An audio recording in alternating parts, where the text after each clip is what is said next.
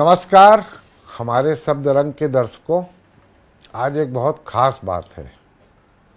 उर्दू के पहले शायर जो हमारे चैनल पे आए हैं, ये पहले शायर नहीं हैं, बहुत से शायर हो चुके, लेकिन हमारे चैनल पे उर्दू की एक बड़ी हस्ती, एक बड़ा नाम और अदब की दुनिया के जाने माने पहचाने मिलाता हूँ आपको हमारे फ्रेंड, हमारे दोस्त, हमारे साथी अकील नोमानी जी का स्वागत करते हैं हम लोग।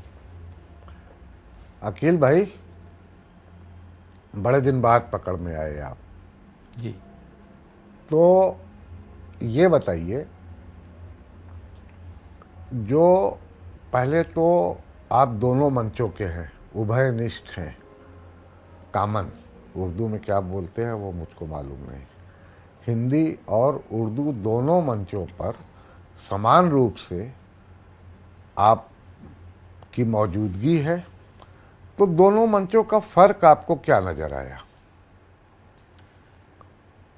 कोई ज़्यादा फ़र्क नहीं है राजेश भाई जी। बस ये है कि उर्दू मंचों पर थोड़ी उर्दू ज़्यादा होती है, जी। हिंदी मंचों पर हिंदी ज़्यादा होती है। जी। लेकिन सुनने वाले जिस तरह से हिंदी कविता सुन लेते जी। हैं उसी तरह से गज़ल भी सुन लेते हैं। जी। और गज़ल सुनने वाले इसी तरह से कविता, ख़ास तौर से हास्य कविता तो आराम से सुन लेते हैं। हास्य कविता तो वो एक अलग विषय है, इस पर हम लोग आराम से बात करेंगे इसी पॉडकास्ट में। लेकिन कुछ हमने जो महसूस किया, और ख़ास तौर से आप ज़्यादा बता पाएंगे इस मामले में, कि जो उर्दू की कविता है उसके अंदर जो शायर हैं, और हर शायर का कोई न कोई उस्ताद शायर हुआ करता है, तो ज़्यादा डिसिप्लिन्ड नहीं है उर्दू कविता हिंदी के मुकाबले। हाँ, मैं इस बात से आपकी सहमत हूँ जी। कि उर्दू मंच पर जो शायरी हो रही है, जी। तो शायरी की जो जिसे कहते हैं छंदबद्ध कविता, जी। वो अपने छंद के हिसाब से चल रही है, जी। अपनी बहरों के हिसाब से, मात्राओं के हिसाब से। जी। वहाँ वो लोग रसियन शायरी से मुतासिर नहीं हैं कि एक लाइन 1 मीटर की है, एक लाइन उनकी 2 मीटर की है। वो ऐसा लगता है जैसे गद्य पढ़ रहे हों या कोई अखबार की खबर पढ़ रहे हों, ऐसा नहीं करते, बल्कि 1 मीटर में शायरी कर रहे हैं। मतलब अभी नई कविता और जो है तमाम तरह के प्रयोगों से उर्दू शायरी अभी बची हुई है, उससे बची हुई है। अभी वहाँ पर वो चुटकुलेबाजी अभी इतनी नहीं है जी। और कविता के नाम पे वहाँ ऐसा नहीं है कि वो बातचीत हो रही है खाली, जी। वो कविता लगती ही नहीं। कविता को कविता नहीं कह सकते जी। कविता के अपने छंद होते हैं। ख़ास तौर से हमारे मुल्क में जो मिजाज है काव्य प्रेमियों का, वो छंदबद्ध कविता का रहा है। जी। अब लोगों ने, कवियों ने उनको बाकायदा चुटकुले पेश करना शुरू कर दिए। अगर वो माइक पर 20 मिनट रुकते हैं तो 15 मिनट चुटकुले सुना दिए, 5 मिनट में कोई उन्होंने अतुकांत कविता सुनाकर और अपनी जिम्मेदारी पूरी कर ली। तो जिन्हें हंसना है, जिनका तफरी करना मकसद है, एंटरटेनमेंट है, उनके लिए ठीक है, लेकिन जो कविता प्रेमी वहाँ आता है उसको निराशा होती है। जी। एक मेरा दोहा है, आपके इसी प्रसंग से हमको याद आ गया, एक दूजे से है बंधा जब पूरा संसार, बिन बंधन कविता हुई नीरस और बेकार। बहुत अच्छा। तो ये जो कविता है, बेसिकली कविता क्या है कि याद रखा जा सके। हमारे यहाँ जो है श्रुतियाँ हैं, वेद हैं, पुराण हैं, तो जितने भी बड़े बड़े एपिक आए, बड़े बड़े ग्रंथ आए, महाग्रंथ आए, तो ये सारा कविता में उसकी एक फार्म है। हाँ, एक फार्म है उसकी, एक मतलब श्लोकों में लिखा गया। फार्म डिफरेंट हो सकते हैं, लेकिन हर चीज जो है मीटर में है और कविता है। और बाद में जैसे रामचरितमानस है तो वो चौपाई, और वो भी कविता उसकी भी एक बहर है, दोहा और चौपाई, जहाँ पे मीटर है, जहाँ पे नियम लागू है, दोहा और जहाँ पे वो है दोहे का अपना अलग वो है, उसका उसकी मात्राएं हैं और इसका अलग है चौपाई का। जी। और इसके पीछे बेसिक रीजन था कि जो एक बार आप सुने जी, वो आपको याद रह जाए। आप गद्य नहीं याद कर सकते। जी जी जी। लेकिन आप कविता याद कर सकते हैं। गद्य अगर याद भी रहेगा तो वो सेम उन्हीं लफ्जों में नहीं रहेगा जी। वो अपनी तरफ से कुछ लफ्ज शामिल हो जाएंगे, कुछ कम हो जाएंगे, कुछ ज्यादा हो जाएंगे। जी, जी, कविता 1 मीटर के अंदर है, गिने चुने मात्राएं हैं, उसकी एक वजन है, जी। इसलिए वो वैसी के वैसी ही याद रहेगी। तो एक मैंने देखा कि आपने महसूस किया होगा, और हो सकता है आपने महसूस न किया हो कि आप इतने मंचों पर रहते हैं, आप इस तरह से ध्यान नहीं दे पाए होंगे, लेकिन जब उर्दू गज़लें कही जाती हैं जी, एक तो उसका तफल्लुस सही है, उच्चारण सही है, और दूसरी बात जो है जब वो गाते भी हैं, जो स्वर में जब पाठ होता जी, है जी, तो उस पाठ में आप देखते हैं कि एकदम परफेक्ट तरह से जो है, जिस तरह से लिखा गया है वैसे ही अंदाज में पढ़ना आता है उर्दू शायरी को। यहाँ पे हिंदी शायरी में शायद ऐसा नहीं है। हाँ, उसमें ऐसा होता है कि गज़ल में जिस तरह के जज्बात या जिस तरह के मजमून विषय होते हैं, जी, वो तरन्नुम भी उसी जज्बात को, उसी तासीर को, उसी असर प्रभाव को छोड़ने में कामयाब रहता है। जी, वो मेल सूट करता है उसके विषय को, उसके लफ्ज़ों को और उसमें कही गई बात को। नहीं, जैसे कहते हैं कि गलेबाजी, तो गलेबाजी अलग चीज़ है। गलेबाजी जो है, अगर इसको हम एकदम आसान भाषा में अपने लोगों के लिए बोलें तो गलेबाजी में गलेबाज बेहतर हैं, और वो जहाँ से बोलना चाहिए वहाँ से बोल पाते हैं। अब शायद इसका कारण ये हो सकता है, हमने रिसर्च किया तो कहीं से हमको लगा कि आप लोग 5 वक्त का नमाज होता है, तो नमाज के अंदर आपका गला खुल जाता है, उस तरह से जो है आपका उच्चारण दुरुस्त हो चुका वो होता है। उच्चारण के लिए तो ठीक है जी, कि अगर उसने बाकायदा उर्दू स्क्रिप्ट के साथ पढ़ी है जी, तो वो शुरू में ही उसका उच्चारण सही करा देते हैं पढ़ाने वाले, जी, कि वो काफ को काफ बोलेगा, शीन को शीन बोलेगा, गैन को गैन बोलेगा। जी, गैन और काफ बड़ा मुश्किल प्रोनाउंसिएशन होता है इसका, जी, जी, इसका सुर निकालना, तो उसको शुरू में ही वो चीज़ समझा दी जाती है, ये सीन है, ये शीन है। हाँ, अब वहाँ से वो नहीं गुजरा है अगर, जी। तो गलती कर सकता है। जैसे हमारे यहाँ भी मतलब हिंदू शायर बहुत बड़े बड़े भी हुए हैं, फिराक साहब हुए हैं, और जो है ब्रिज नारायण चकबस्त हुए, फिराक गोरखपुरी, आनंद नारायण मुल्ला, कितने नाम हैं। बहुत बहुत हुए जो है, लेकिन लिख लिया अच्छा, जो है पढ़ भी लिया उन्होंने अच्छा। लेकिन जो लोग अभी हम देखते हैं कि ट्राई करते हैं, उर्दू के शब्द उनको मालूम है, लेकिन वो अपनी गज़लों में अच्छे से यूज़ भी कर लेते हैं, लेकिन जब उच्चारण की बात आती है, जब पढ़ने की बात आती है, उसको अदा नहीं कर पाते, तो वो अदा नहीं कर पाते। तो वो थोड़ी सी जो है, जब कोई हिंदू शायर, मतलब हम मीडियम पेसर्स की बात कर रहे हैं, करसन घावरी स्तर की, कपिल देव और थॉमसन की बात नहीं कर रहे हैं जिनका नाम लिया आपने, तो जब ये इस तरह का यूज़ करते हैं तो कहीं न कहीं खटकता है। हिंदू तो शायर हम लगता नहीं है कह सकते, हिंदी वाला शायर कह हाँ, सकते हैं। बस हिंदी, हाँ, हिंदू का मतलब मेरा हिंदी शायर का हाँ, था। तो वो क्योंकि हिंदी वाला कवि मुसलमान भी हो सकता है और गजल का शायर हिंदू भी हो सकता है, और ये तारीख रही है हमारी, वो हिंदी हिंदू मान हाँ, लीजिए। तो वो हिंदी का शायर आप कह सकते हैं। हिंदी के शायर ने अगर तवज्जो भाषा पे दी है, जी, जो बुनियादी चीज़ है शायरी की, जी, अगर भाषा पे उसका ध्यान रहा है जी, और शुरू से उसकी कोशिश रही है कि ये बुनियाद है हमारी कविता की, शायरी की, जी, तब तो वो गच्चा नहीं खाएगा कहीं। जी, और जिसने ये सोचा कि मैं बस अब कल को निराला बन जाऊं और कल को नीरज बन जाऊं, आज ही शायरी शुरू की है, और लफ्ज़ कहीं उसने देख लिया उर्दू का लिखा हुआ और उसने वो इस्तेमाल कर लिया, तो ना तो उसको पूरे उसके अर्थ मालूम है कि इसके क्या अर्थ हो सकते हैं, हाँ। ना उसको उच्चारण ठीक से मालूम है। अच्छा, जब अब वो उच्चारण उसमें मालूम नहीं होगा तो अदायगी नहीं हो पाएगी, अर्थ मालूम नहीं होगा तो अदायगी नहीं हो पाएगी, क्योंकि अर्थ के हिसाब से ही तो आपका गला चलेगा। बिल्कुल। अच्छा, दूसरी चीज़ एक मैंने और देखा, जो है ध्यान दिया, और कि उर्दू शायरी में जैसे गज़लों की बात करें ख़ास तौर से, बहुत सारे छंद हैं उर्दू शायरी के अंदर भी, लेकिन अगर हम गज़लों की बात करें तो दुष्यंत कुमार जी ने भी गज़लें कही हैं। क्या आपको लगता है कि दुष्यंत कुमार जी उर्दू शायरी के जो नियम कानून हैं उस पर खरे उतरते हैं? दुष्यंत मुझे कंफर्म नहीं, लेकिन जहाँ तक मेरा ख्याल है उर्दू भी जानते थे, और उन्होंने उर्दू का एक लफ्ज़ अपनी शायरी में, शेर में इस्तेमाल किया, शहर।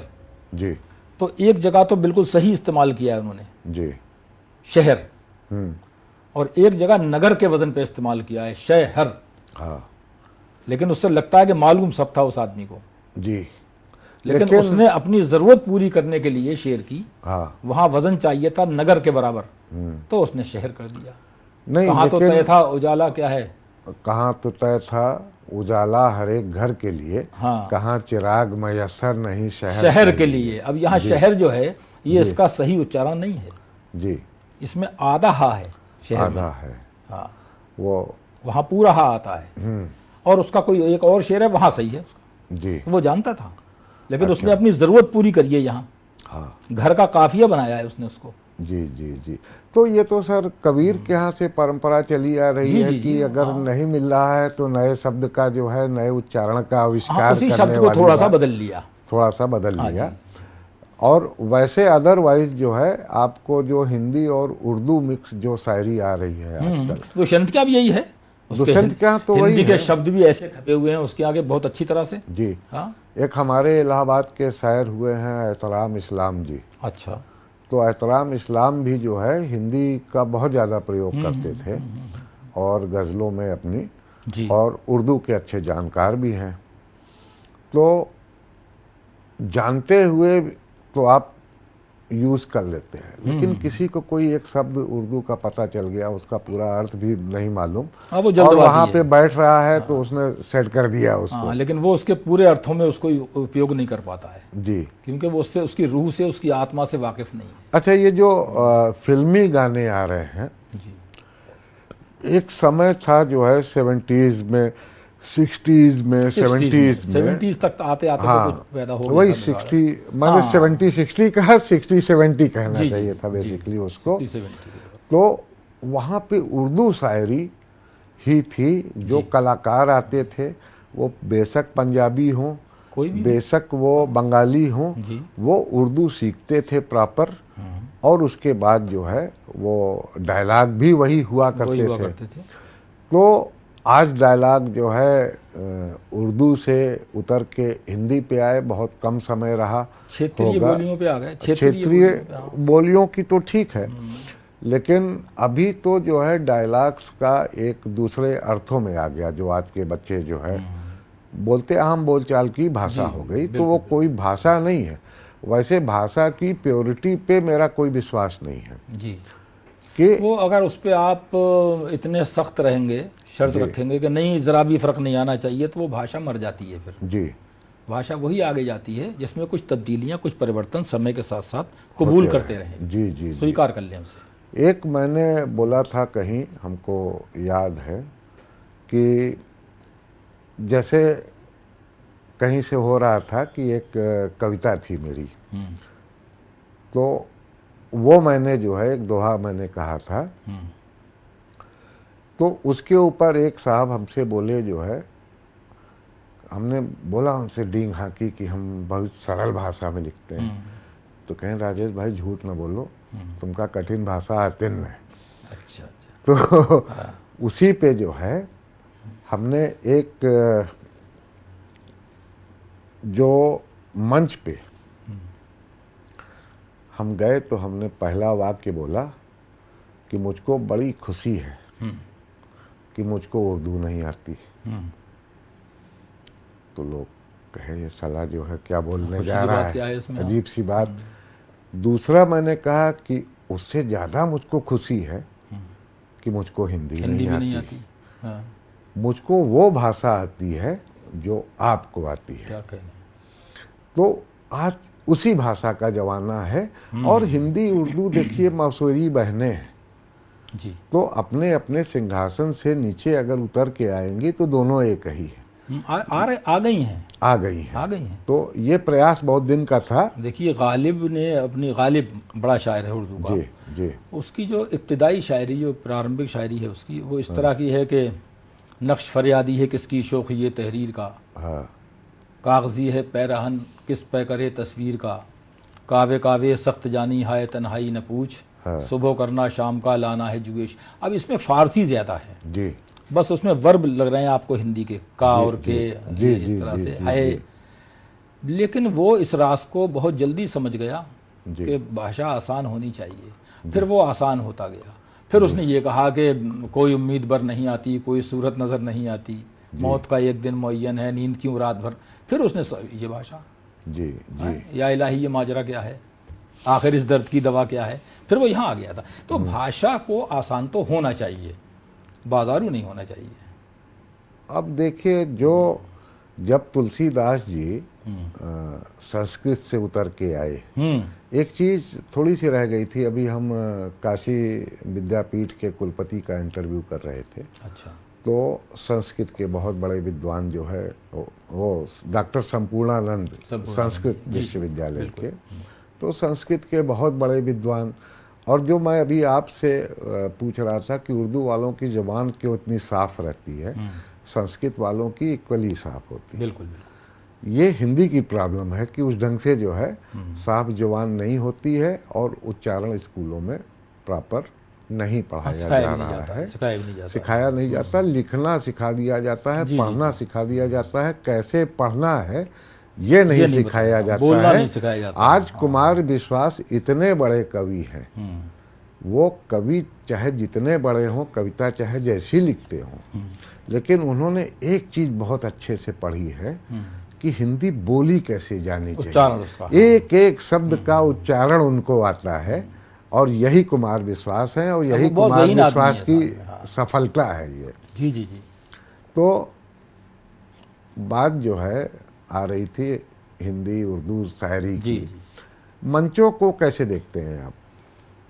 मंच शायरी को दूसरों तक पहुंचाने का बहुत कामयाब जरिया है। ज़्यादा लोगों तक कम समय में शायरी को पहुंचाने का बहुत सफल प्रयोग है ये। किताबों से उतने लोगों तक 2-4 साल में वो चीज़ पहुंचेगी, मंच से वो एक दिन में पहुंच जाती है, एक समय में। ये तो शायद और आसान, ये आसान है, लेकिन वहाँ मौजूद एक ही समय में 10,000, 5,000, 2,000 लोग होते हैं एक ही समय में। अब देखिए साहब, मैंने तो जवाना हो गया 10,000, 20,000, 25,000 वालों को देखते हुए। अब पहले तो चलता था 2-2 बार कवि पढ़ने आते थे, और रात में महफिल शुरू होती थी 10 बजे से लेके सुबह तक चलती थी। मैंने सूरज निकलते हुआ देखा है। हाँ, और हमने भी देखा है। आप मुझसे 1-2 साल बड़े हैं, आपने पहले ही कबूल किया। लेकिन अब वो तो सिस्टम ही खत्म हो गया। अब मसरूफ हो गया आदमी। जी, आदमी के पास काम ज्यादा है, सोने के लिए भी कम टाइम बचा है उसके पास, शायद, और वो उसकी आवश्यकता है। शायद सर ये सही नहीं है, क्योंकि कविता ऐसी चीज है, ये पैशन है, और इस पैशन को जीने वाले जब तक हैं वो रात को जगने वाले भी हैं। तो उनकी परसेंटेज कम है। नहीं, वो आयोजन ही नहीं हो रहे हैं। हाँ, वो एक बार जो बड़े बड़े आयोजन होते थे सब टूट गए। नहीं, आप करके देख लीजिए। हाँ, लोग नहीं रुकेंगे उसमें। अरे तो साहब, क्योंकि उनका स्तर वहां आ चुका कि उनको वो चाहिए जिसका आपने उनको आदी बना दिया। जी। अब बहुत कम लोग हैं जो कविता प्रेमी हैं सचमुच। वो रहेंगे, वो बीच में से उठ के चले जाते हैं जब देखते हैं कि दुर्गति हो रही है शायरी की, कविता की। तो बीच में चले जाते हैं वो कि हम तो जाने क्या सोच के आए थे और यहाँ तो ये हो रहा है। तो बेसिकली वो एंटरटेनमेंट के लिए वो शो बन के रह गए, मुशायरे और कवि सम्मेलन। लेकिन कुछ परसेंटेज है जहाँ हो रहे हैं, अभी मुशायरे भी हो रहे हैं कायदे के। जी। उसमें इतनी भीड़ नहीं होती है। मुशायरों में भीड़ नहीं होती है। ऐसे मुशायरों में जहाँ पर कविता शायरी को ध्यान में रख के शायर बुलाए जाते हैं, ओके, तो उनमें इतनी भीड़ नहीं होती, और वो चाहती भी नहीं है इतनी भीड़ हो। वो कहते हैं शायरी सुनने वाले सब नहीं हो सकते, कुछ ही होते हैं शायरी सुनने वाले, समझने वाले, बाकी लोग तमाशबीन होते हैं। जी जी जी। तो हैं ऐसे प्रोग्राम, लेकिन कम है। कम है, हाँ, तमाशे वाले। अच्छा, वो जो आप लोग दुबई और अमेरिका और यूरोप का जो टूर लगाते हैं, तो क्या होता है, कहीं आपको ढेर सारी भीड़ मिलती है या नहीं मिलती? एक तो ये कि वहाँ मैदानों में मुशायरे नहीं होते हैं जी, विदेशों में, जैसे हमारे यहाँ होते हैं, रामलीला ग्राउंड में हो रहा है साहब, और कोलाम पार्क में हो रहा है। तो ऐसा नहीं होता है, वहाँ हॉल में होते हैं। हॉल में होते हैं, और उसकी जो कैपेसिटी होती है जी, वो, मैंने जो अमेरिका में मुशायरे देखे तो मैक्सिमम 500 लोग सुनने वाले, और कम से कम वाले भी देखे जहाँ 150 लोग भी थे जी। लेकिन वो शायरी सुनने ही आते हैं। अच्छा, वहाँ इतनी फुर्सत नहीं है कि तमाशा देखने चलो। ओके, उनको बाकायदा इनविटेशन जाता है जी, और वो उसको ख़रीदते हैं, उस मुशायरे का टिकट, जी, और वो शरीक होते हैं, और वो आखिर में उठ के जाते हैं सब, एक भी नहीं जाता है बीच में। अच्छा, पूरी शायर, और शायर भी होते हैं 5-6, इससे ज़्यादा नहीं होते हैं। तो वक्त की ज़रूरत ये है राजेश भाई जी, कि जल्दी शुरू किया जाए आयोजन। जी। ये नहीं कि वो 11 बजे 12 बजे रात के शुरू हो रहा है, पहले होता था। जी। अब नहीं, उसकी ज़रूरत नहीं है। अब जल्दी शुरू हो और वो 10 11 12 बजे ख़त्म हो जाए। अच्छा, वो जो दिन में भी जैसे कवि सम्मेलन वगैरह होते हैं तो माहौल बन जाता है दिन में? मैंने कोई ज़्यादा बनता हुआ नहीं देखा दिन में। जी, हमें भी लगता कई है। तरह का डिस्टरबेंस होता है दिन में। जी। आसपास की आवाज़ें आ सकती हैं, ट्रैफिक की आवाज़ें आ सकती हैं, और वो बात नहीं आती जो रात में आती है, वो शांति जो रात में होती है। अच्छा देखिए, आज भी गाने हैं। जी। गाने क्या है कि जब हम लोग अपनी ही शायरी को जो है म्यूजिक की बैसाखी दे देते हैं, नज़र में रख के, संगीत की ज़रूरतों को नज़र में रख के जो गीत लिखा जाता है या नगमा लिखा जाता है, जी, वो आज भी सुने जा रहे हैं। हाँ सुने जा रहे हैं। लेकिन अगर उसमें शायरी जिंदा है जी। तो वो उसका असर देर तक रहता है, समय के साथ साथ चलता रहता है। वो कुछ ऐसे हैं जो क्षणिक ज़रूरत को देखते हुए कि आजकल ये चल रहा है आइटम, हाँ। वो कुछ दिनों के बाद ख़त्म हो जाता है। नहीं तो अच्छी शायरी वो जो कहते हैं ना कि महंगी शराब की तरह जी होती जी, ये पुरानी है ना। तो वो महंगी शराब जो है धीरे धीरे धीरे धीरे चढ़ेगी, लेकिन उसका सुरूर देर जो तक है असर करेगी। देर तक असर ये मुझे करेगी। तजर्बा तो नहीं है, लेकिन सुना मैंने भी यही है। अच्छा, तो एक क्वेश्चन मेरा ये बनता है, जी। शायरी में शराब और शबाब बहुत ज़्यादा यूज हुआ, और जो कहते हैं कि गज़लों में जो रूमानियत आई, तो कहीं न कहीं क्या ये कल्चर से जुड़ा हुआ है शराब? और क्या कोई शायर शराब अगर नहीं पीता तो शराब को इक्वली कैसे अच्छे से बता पाएगा अपनी शायरी में? देखिए राजेश भाई, शायरी में जिस शराब का जिक्र किया गया है जी। वो ये शराब नहीं है। अच्छा, वो बच्चन जी वाली शराब है? वो शराब है प्रेम की। प्रेम की। प्रेम का भी एक नशा होता है जी। उसे शराब का एक अलामत के संकेत के तौर पर, उपमा के तौर पर उन्होंने शराब से वो उसको जाहिर किया ताकि लोग समझ जाएं। तो वो शराब नहीं है, बल्कि वो प्रेम की मदरा है, प्रेम की शराब है, प्यार की। जी। अच्छा, गज़लों की हमने जो एक सुनी परिभाषा कि एक प्रेमिका के लिए ही ज़्यादातर लिखी गई, हाँ। और प्रेमिका की बेवफाई पे ही उर्दू शायरी का जो है एक स्तंभ टिका हुआ है, प्रेमिकाओं की बेवफाई पे। तो इसको जो है आज के संदर्भ में कैसे लेते हैं? देखिए जो क्योंकि शायर ज्यादातर मेल हुआ, हाँ, तो तो आपने नेचुरली बेवफाई वो जो दोहा है। तो आपने सुना होगा कि वियोगी होगा पहला कवि। जी। तो इसकी शुरुआत तो जज्बात से ही होती है, जी। और इश्क या प्रेम तो इसकी बुनियाद है, जी। इसकी इमारत उसी पे खड़ी है। जी। और गज़ल का जो मतलब आपने सुना है वही उसकी डेफिनेशन है जी। कि महबूब से बातें करना, जी। महबूबा से बातें करना, गज़ल हो गई। सामूहिक रुदन। ठीक है, किसी ने ये भी कहा है कि जख्मी हिरनी जो तीर खा के जख्मी भाग रही हो तो उसकी जो कराह निकलती है उसे भी कहते हैं गज़ल। वही है। लेकिन जी। वक्त के साथ साथ खुद ब खुद कुछ परिवर्तन आते जाते हैं। जी। शायर हसास होता है, भावुक होता है, जी। तो वो जहाँ प्रेम का असर कबूल करता है उसका दिल, वहाँ वो किसी की तकलीफ पर भी मुतासिर होता है। जी। किसी के संग नाइंसाफ़ी होती है उससे भी मुतासिर होता है, कहीं समाज में ख़राब रस्में पैदा हो जाती हैं उससे भी वो प्रभावित होता है। जी। तो उसकी शायरी में ना चाहते हुए भी, क्योंकि उसके मन को उसने मुतासिर किया है, प्रभावित किया है, तो वो उसकी शायरी में आ जाता है। तो इस तरह से शायरी में हल्के हल्के हमारा समाज भी आता गया, हमारी राजनीति भी आती गई, हमारे दुख दर्द भी आते गए, हमारी ज़रूरतें भी आती गईं। जी। लेकिन बुनियादी हवाला क्या है? इश्क है। इश्क है। हाँ। तो इश्क से अभी बहुत दूर नहीं गई उर्दू शायरी, नहीं, लेकिन हिंदी शायरी तो बहुत आगे निकल चुकी है। और इश्क तो एक ढंग से देखा जाए गीतों की एक विधा ले लें, वहाँ से अगर हटा दिया जाए गीतों को तो इश्क तो ख़त्म है साहब। हाँ, गीतों में अभी छंद भी है जी, और उसमें उसको फॉलो कर रहे हैं लोग अभी, उसकी ग्रामर को। हाँ। जो लोग नहीं कर सकते वो काम, उन्हें मुश्किल लगता है, जी। उन्होंने आसान रास्ता निकाल लिया कि अतुकांत कविता, और उसे कविता का नाम रख दिया। मैं तो कहता हूँ या तो गद्य है या पद्य है, अतुकांत क्या होता है?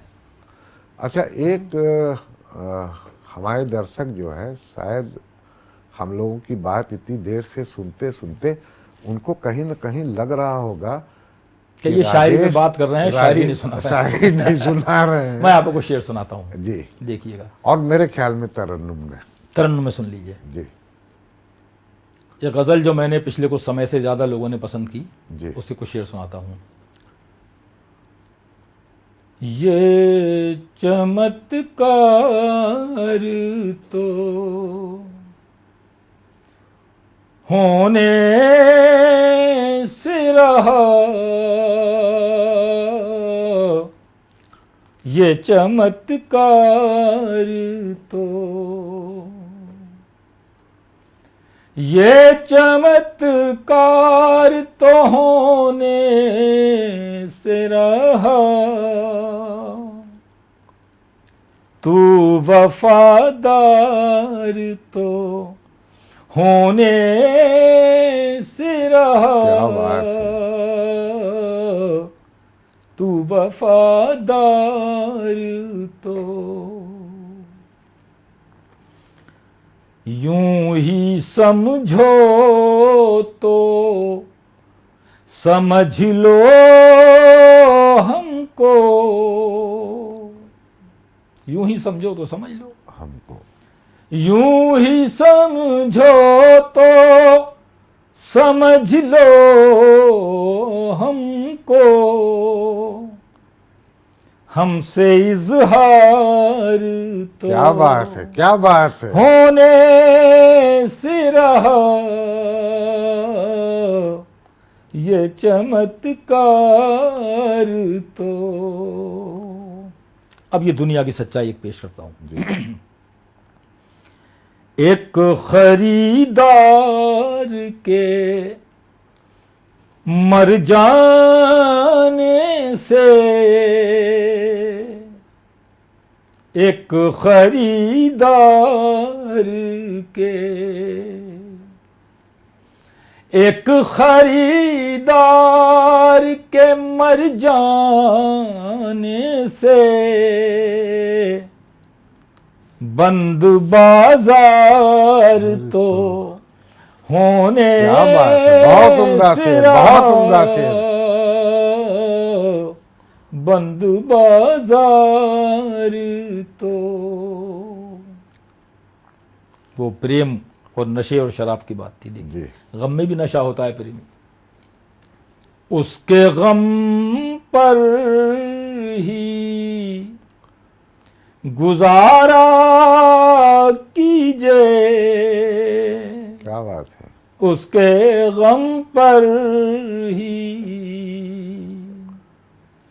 उसके गम पर ही गुजारा कीजिए, उसका दीदार क्या बात तो है, क्या बात है। होने से रहा, ये चमत्कार तो।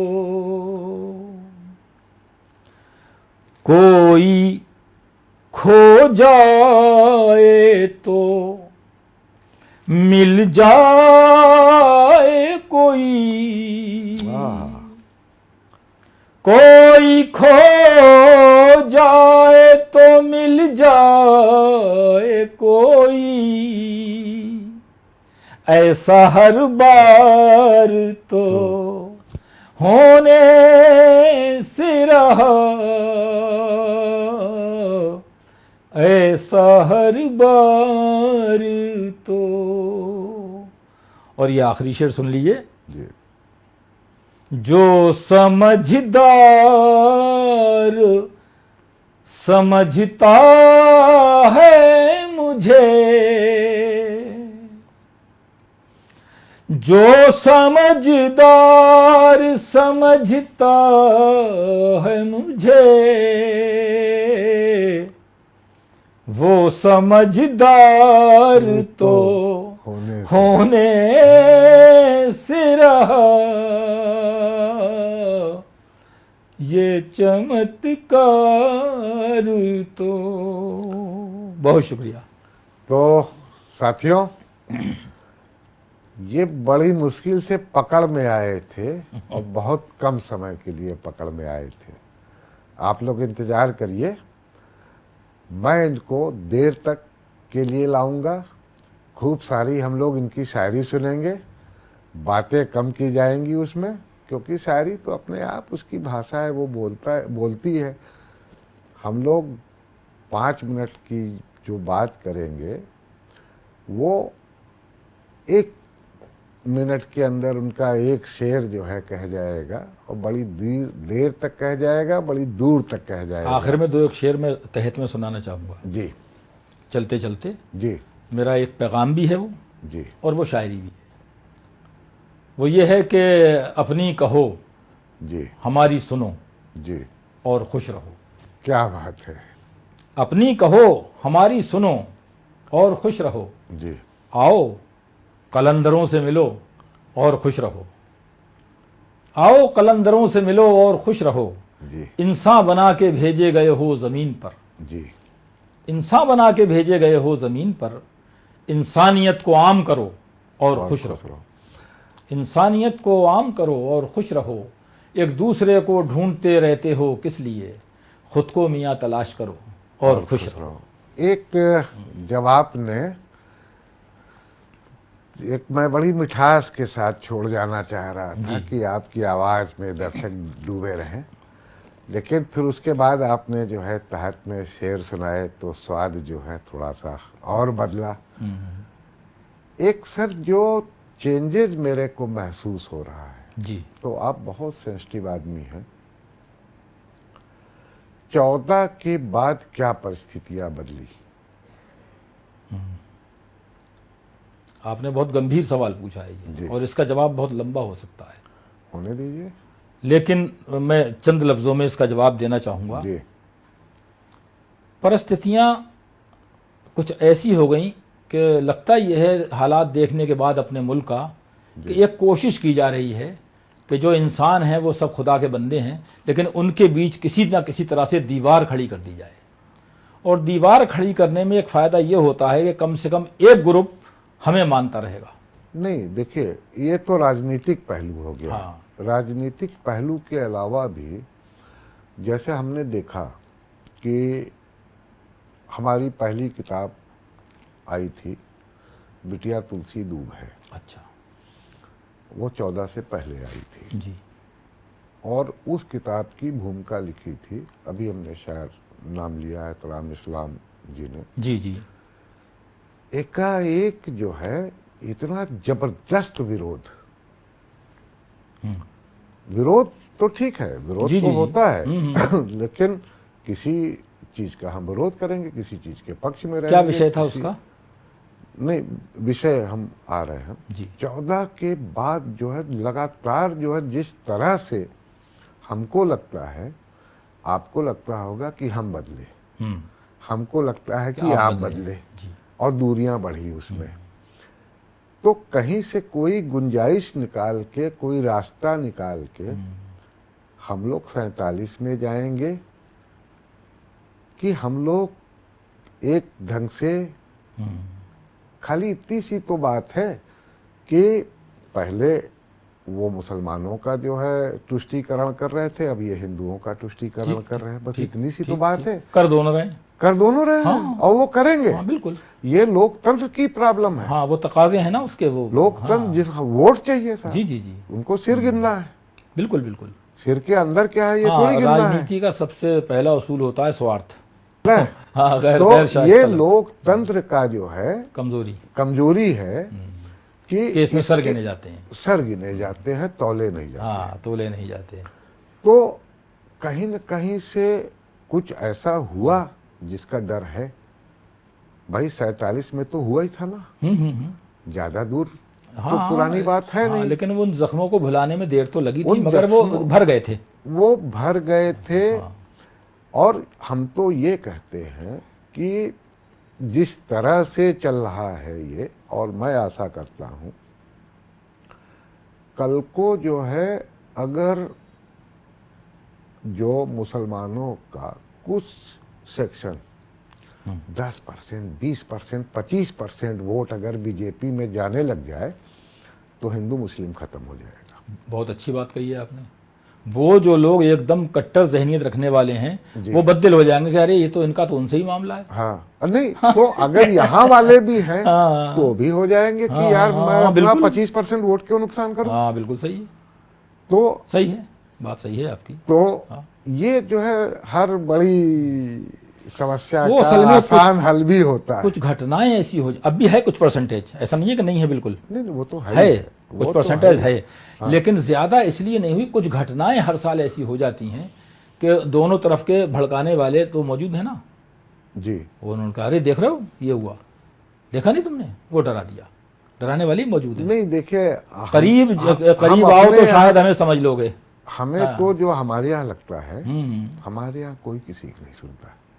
नहीं साहब उसका असर पड़ता है हमारे कोई यहाँ। नहीं डरता साहब, मैं आपको बता रहा हूँ हमारे यहाँ बाबा बकता रहे। हाँ नहीं बाबा की बात नहीं है यहाँ। हाँ। हमारी जो कौम है चाहे हिंदू हो या मुस्लिम हो जी। उसमें अभी भी अशिक्षित लोगों की संख्या ज्यादा है और शिक्षित में भी साहब, बहुत बड़ा शिक्षा तबका तो ज्यादा है। खतरनाक है। हाँ और जो उसमें भी वो संख्या ज्यादा है जो सादा लौ लोग हैं, सीधे साधे जल्दी जज्बात में आने वाले जी। उन्हें आप और सबसे आसानी से आप उन्हें आगे बढ़ा सकते हैं धर्म के नाम पे। नहीं तो साहब हमारा और आपका जो है और हम सब का जो लोग सेंसिटिव हैं, जो अपने लिए सोचते हैं, अपनी बीवी बच्चों के लिए सोचते हैं, अपने परिवार के लिए सोचते हैं, ये अच्छी बात है साहब। पहले आप अपने हाँ, लेकिन उसके यूनिट से नहीं सोचेंगे। जब आप अपने परिवार के लिए नहीं, अपने लिए नहीं, तो आप समाज के लिए कैसे होंगे। लेकिन समाज के लिए भी हमारी जिम्मेदारी है हाँ, सोचना। तो हमें लगता है कि हम लोग के हाथ में बहुत बड़ी जो है जिम्मेदारी है और हम अपनी जो शायरी के जरिए ये पैगाम भी देते हैं। हाँ। और हमारा जो देखिए सब हमारी तरह सोचने लगे तो फिर ये मसला खत्म हो जाएगा कि हर शख्स हमारे विचारों का नहीं हो सकता दुनिया में। होगा नहीं, हर शख्स हमारी आस्थाओं का नहीं हो सकता, नहीं होगा। लेकिन वो हमारा भाई है। इंसानियत के नाते हमारा जो पैमाना है इंसान से संबंध का वो है अखलाक जी। आदमी का अखलाक ये पैमाना है जी। अब वो किसी मजहब का हो, किसी कौम का, किसी जाति का हो, उसका अखलाक मेरे साथ अच्छा है तो मेरे लिए अच्छा है। हमारे अब रही धर्म की बात तो वो उसके और ऊपर वाले के बीच का मामला है।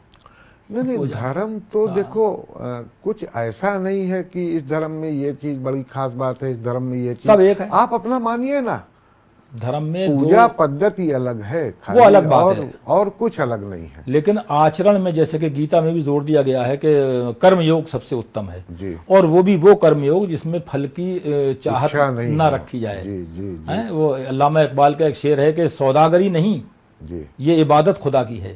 सर हम लोग का इंटरव्यू बढ़ता जाएगा और अच्छा। आपने इकबाल का नाम लिया।